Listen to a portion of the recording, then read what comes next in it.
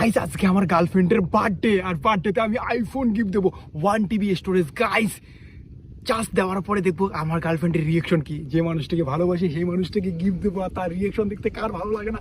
তো তোমরা আসো দেখি রিয়েকশন কেমন। কাম কাম কাম। হ্যালো বাবু।